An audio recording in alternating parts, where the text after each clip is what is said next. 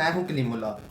आज हम बात करेंगे तुर्की में आईटी सर्विसेज का बिजनेस कैसे किया जा सकता है, इसके लिए इन्वेस्टमेंट कितनी चाहिए, तुर्की में आईटी सर्विसेज बिजनेस में क्या स्कोप है, इसका क्या पोटेंशियल है। हमारे साथ हैं अली अकबर साहब। अस्सलाम वालेकुम सर, क्या हाल है? वालेकुम अस्सलाम कलीमुल्ला। मैं ठीक हूँ, आपका क्या हाल है? अल्हम्दुलिल्लाह सर, मैं ठीक हूँ। सर आप हमें ये बताएं कि तुर्की में अगर कोई हमारा भाई आईटी सर्विसेज बिजनेस करना चाहता है तो इसका क्या तरीकाकार है और इसके लिए कौन कौन से डॉक्यूमेंट्स होने चाहिए।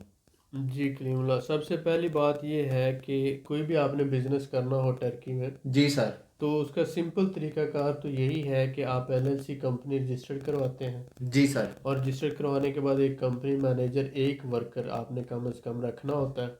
और उसके बाद आप अपना ऑफिस के लिए जगह किराए पे लेते हैं और आप अपने सर्विसेज देना शुरू कर देते हैं। बिल्कुल सर, सही हो अब गया। इसमें आप कहते हैं कि बजट हमारे पास कितना होना चाहिए, तो बजट के हवाले से हम ये देखते हैं कि जो एलएलसी कंपनी है, आप पाकिस्तान से या दुनिया से कहीं से भी आते हैं तो टूरिस्टिक रेजिडेंस आप एक साल का ले सकते हैं। बिल्कुल सही है सर। उसके लिए ज़रूरी है कि आप टूरिस्ट वीज़ा पर आएँ। जब आपके पास टूरिस्टिक रेजिडेंस है तो आप कंपनी रजिस्टर्ड करवा सकते हैं। कंपनी रजिस्टर्ड होगी। कंपनी रजिस्ट्रेशन के लिए आपको 25,000 टर्किश लीरा, जो तकरीबन $4,000 बनता है, जी सर। उसका 25% यानी कि 1,000 के अराउंड, डॉलर के अराउंड आपको बैंक में डिपॉजिट करवाना होता है कि ये मेरे पास इनिशियल कैपिटल है जिससे मैं बिज़नेस शुरू करूँगा। सही हो गया सर। और उसपे के बाद फिर आपको अकाउंटेंट या लॉयर हायर करके उससे कुछ $600-700 देकर आप कंपनी रजिस्टर्ड करवा लेते हैं। उसके बाद आप एक कंपनी मैनेजर यानी एक वर्कर रखते हैं, तकरीबन $400 उसका लगा लें। ठीक हो गया सर। 400 से $500 या ऑफिस का लगा लें। तो इस तरह से आपका टोटल 2500 से $3,000 खर्चा हुआ और आपका एक बिजनेस सेटअप बन गया। सही हो गया सर। अब आपने सर्विस देनी है आईटी सर्विसेज। आपको पता है कि टर्की की जो आबादी है 8.5 करोड़ है, और यहाँ पर 80% पॉपुलेशन जो है वो ऑनलाइन सर्विसेज यूज़ करते हैं। यानी ऑनलाइन ई कॉमर्स का भी यूज़ होता है। उसके अलावा हर काम में, हर जगह पर आईटी का बहुत ज़्यादा इस्तेमाल है। बिल्कुल सर, तो ऐसा ही। सबसे पहले आपको लोकल लैंग्वेज सीखनी चाहिए और उसके साथ साथ जो आपने वर्कर हायर करना है वो भी आईटी से रिलेटेड ही होना चाहिए। अब आप लोगो डिज़ाइनिंग करना है, वेबसाइट डिज़ाइनिंग करना है, आईटी से रिलेटेड जो है आप दूसरी सर्विसेज है, सोशल मीडिया मार्केटिंग है, या ई कॉमर्स से रिलेटेड आप सर्विसेज देना चाहते हैं, यानी किसी भी तरह का जो आप सर्विस देना चाहते हैं उसका ब्रोशर बनाकर आप ऑनलाइन फेसबुक पे, उसके अलावा आप दूसरे जो सोशल मीडिया प्लेटफॉर्म पे भी एडवर्टाइज करें। और उसके साथ साथ टर्की में जो साइट्स हैं उनके ऊपर भी आप एड्स लगाएं। सही हो गया सर। आपको कस्टमर मिलना शुरू हो जाएंगे। यहाँ पर जो देखें, जहाँ पर जो स्कोप और ट्रेंड होता है वो डिफरेंट टाइप का है। आपको टर्किश लैंग्वेज आनी चाहिए अगर आपने टर्किश कस्टमर को सर्विसेज देनी है।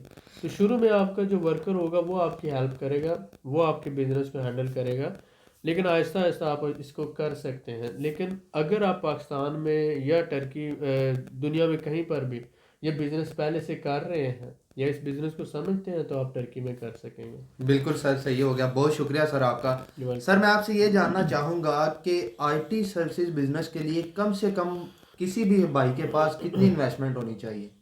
अगर वो खुद आईटी प्रोफेशनल है, आईटी एक्सपर्ट है, जी सर। तो उसके बावजूद भी उसके पास कम से कम 6 से 7 हज़ार डॉलर तो होना चाहिए, ताकि वो अगर टूरिस्टिक रेजिडेंस के ऊपर भी कंपनी शुरू करता है तो भी उसके पास कोई 4-5 महीने का खर्चा, और कंपनी स्टार्ट करने के लिए तो 6-7 हज़ार डॉलर से कम ना हो, इतना कम से कम होना चाहिए। बिल्कुल ठीक हो गया सर, बहुत शुक्रिया। सर मैं आपसे ये जानना चाहूँगा कि तुर्की में आईटी सर्विसेज का स्कोप क्या है।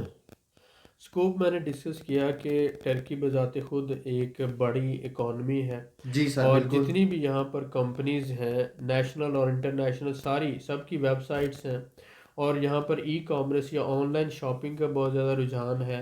तो इसलिए यहाँ पर जहाँ पर आप आईटी का या ऑनलाइन सर्विसेज का बहुत ज़्यादा रुझान होता है, हर काम हर कंपनी यूज़ कर रही होती है, तो उसको मार्केटिंग के लिए या फिर वेबसाइट डिज़ाइनिंग के लिए, लोगो डिज़ाइनिंग के लिए, बिज़नेस प्रमोशन के लिए आईटी कंपनीज की ज़रूरत होती है। जी सर, ऐसा तो ही है। आप बहुत सी सर्विसेज यानी वर्चुअल असिस्टेंट्स हैं वो प्रोवाइड कर सकते हैं, कॉल सेंटर को सर्विसेज दे सकते हैं। उसके अलावा आप नेटवर्किंग के हवाले से सर्विसेज दे सकते हैं, वेबसाइट के हवाले से, डिज़ाइनिंग के हवाले से। बहुत सी ऐसी सर्विसेज हैं जो आईटी में आती हैं, तो आप वो सारी सर्विसेज दे सकते हैं टर्की में। जी सर, बिल्कुल ठीक हो गया। बहुत शुक्रिया सर आपका। सर मैं आपसे ये जानना चाहूँगा कि तुर्की में आईटी सर्विसेज का बिजनेस किस भाई को या किस शख्स को करना चाहिए? ये रेपुटेशन होगी क्वेश्चन की। मैंने आपको बताया कि वही बंदा जो ऑलरेडी जी सर। बिजनेस कर रहा है और ये समझता है आईटी बिजनेस को, उसी को करना ठीक हो चाहिए। गया सर, बहुत शुक्रिया। सर अगर कोई हमारा भाई आईटी सर्विसेज का बिजनेस करता है तो क्या वो अपनी फैमिली को साथ रख सकता है? जी कलीमुल्लाह, देखें उसके लिए ज़रूरी है कि पहले वो अपनी जो टूरिस्टिक रेजिडेंस है उसको बिज़नेस रेजिडेंस में कन्वर्ट करे। जी सर। बिजनेस रेजिडेंस में कन्वर्ट करने के लिए सबसे पहले आपको 1 लाख टर्किश लीरे वाली कंपनी जो है वो रजिस्टर करना होती है। अपनी ही कंपनी का आप स्टेटस अपग्रेड कर सकते हैं, 25,000 से उसे 1 लाख में कन्वर्ट कर सकते हैं। एक वर्कर आपने पहले रखा था तो 4 और रखकर 5 वर्कर की आप रिक्वायरमेंट पूरी करें, चाहे वो टेम्परेरी करें। बाद में आप उन वर्कर को निकाल सकते हैं। तो आपको जब मिला बिजनेस रेजिडेंस तो उसके बाद फिर आप अपनी फैमिली को स्पॉन्सर कर सकते हैं। 18 साल से कम उम्र के जो बच्चे हैं और आपकी जो फैमिली है वो आपके साथ रह सकते हैं। अगर आपका बेटा या बेटी 18 साल से ज़्यादा उम्र के हैं तो उनको फिर आपको आपकी कंपनी में पार्टनर बनाना पड़ेगा, और एज ए पार्टनर वो आपके साथ फिर रह भी सकते हैं, काम भी कर सकते हैं। तो बहुत से लोग ये सवाल करते हैं कि हमारे बच्चे जो हैं या बेटी या बेटा 18 साल से ज़्यादा है, 20 साल 22 साल की उम्र है, तो आप उनको अपनी कंपनी में फिर पार्टनर बना लें, और जो 18 साल से कम है वो आपके डिपेंडेंट्स हो जाएंगे, और जो बड़े हैं वो आपके पार्टनर के तौर पर आपके साथ बिजनेस भी कर सकते हैं, रह भी सकते हैं, और एक कंपनी में आप 3 पार्टनर आसानी से ले सकते हैं। अगर आप इससे ज़्यादा पार्टनर लेना चाहते हैं तो 40,000 टर्किश लीरा पर पार्टनर जो है आपका बिजनेस कैपिटल होना चाहिए। जी सर, बिल्कुल ठीक हो गया। सर मैं आपसे ये जानना चाहूँगा कि तुर्की में इस्तांबुल के अलावा और कौन से ऐसे शहर हैं जहाँ पे आईटी सर्विसेज का बिजनेस किया जा सकता है? जितने भी इंडस्ट्रियल सिटीज़ हैं, कमर्शियल सिटीज़ हैं, उन सब में ये बिज़नेस किया जा सकता है। जी सर। इस्तांबुल है, बुरसा है, डेनीजली है, मेरसन है, एस्की शहर है, अंकारा है। ये जो बड़े शहर हैं यहाँ पर इंडस्ट्रीज़ हैं और उसके साथ साथ यहाँ पर कमर्शियल एक्टिविटी ज़्यादा है। जी सर। इज़मीर भी हम इसमें शामिल कर लेते हैं। तो इन इन शहरों में जो है आप आसानी से सर्विसेज दे सकते हैं। दूसरा, इनकी आबादी ज़्यादा है, तो आबादी ज़्यादा होने के साथ साथ इंडस्ट्री भी है, कमर्शियल एक्टिविटी भी है। तो आपको किसी ऐसी जगह पे बैठना है जहाँ से बहुत ज़्यादा कंपनीज या लोग आपसे सर्विसेज ले सकें। जी सर, बिल्कुल ठीक हो गया, बहुत शुक्रिया। सर मैं आपसे ये जानना चाहूँगा कि स्टार्टिंग में किसी बड़ी कंपनी के साथ आईटी सर्विसेज की जो बड़ी कंपनी है उसके साथ मिलके भी आईटी सर्विसेज का बिजनेस किया जा सकता है? देखिए, जो भी बिजनेसमैन होता है उसकी कोशिश होती है कि वो इंडिविजुअली कोई नया न्यू स्टार्टअप करे। जी सर, बिल्कुल तो ऐसा ही है। अगर आप किसी कंपनी के साथ बड़ी के साथ काम करते हैं तो वो एज ए वर्कर आपको लेते हैं, ठीक हो गया एज ए सर। पार्टनर नहीं लेते। तो एज ए जॉइंट वेंचर तो कंपनी टू कंपनी हो सकता है, लेकिन कोशिश इसमें ये होती है कि आप इंडिविजुअली अपना जो स्टार्टअप करें वो ज़्यादा बेटर। जी सर, बिल्कुल ठीक हो गया। मैं सर आपका बड़ा शुक्रगुजार हूँ कि आपने कीमती मालूमात से आगाह किया जो हमारे भाइयों के लिए बहुत ज़रूरी थी। वेलकम। आईटी सर्विसेज बिजनेस के हवाले से अगर आपका कोई सवाल है तो कमेंट करें, हम इंशाल्लाह आपको ज़रूर रिप्लाई करेंगे। वीडियो को लाइक करें और शेयर करें, हमारे चैनल को सब्सक्राइब करें। अल्लाह हाफिज़।